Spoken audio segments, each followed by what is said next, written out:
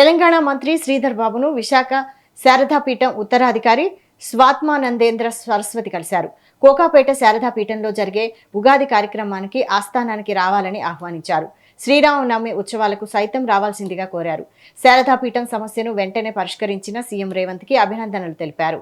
సమస్యను సీఎం దృష్టికి తీసుకెళ్లేందుకు చొరవ చూపిన శ్రీధర్ బాబును అభినందించారు.